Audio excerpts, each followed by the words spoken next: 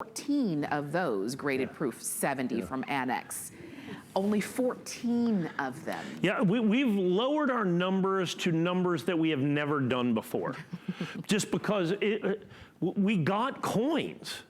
You know what I'm saying? We got coins, and I got so few coins. I mean, I literally have a dozen. So, you know, we're talking about, you know, quantity, limited quantities out there in the marketplace. What we're looking at is stuff that's just so phenomenally rare. I mean, I'm doing numbers I've never done. Normally in proof gold, we're gonna do 50, 60, 70, 80 sets, something like, or 80 coins, you know, 100 coins. And usually the $5 gold is 120 or 160, 43. 14. 14 of the gold. Now here's the interesting thing. And people are going, looking at the price going, you know, what's up with the United States government almost doubled the price. And we said, well, it's supposed to be based on the price of gold.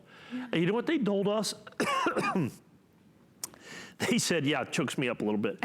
They said, instead of pricing it on the price of gold, we're pricing it this time, fantastically, on what we think the price of gold should be. Oh my goodness. And I'm going, what do you mean what you think?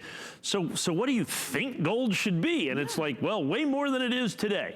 So they priced it at a price. So they're charging about double what they've ever charged for this before. Now what that's gonna create is rarity at a level we are probably looking at with the proof gold from here, given the problems that they have in terms of not only certification, but in terms of production and shipping and all. We are quite likely looking at what are going to turn out to be the rarest proof gold coins ever made by the United States government. Between the Mint's hubris, if you will, okay, in terms of the pricing on this, the availability of the coin, the shutting down of the Mint, the quantities that we're doing, every one of these is in essence the rarest of any one of these coins that we have ever certified or made available for sale.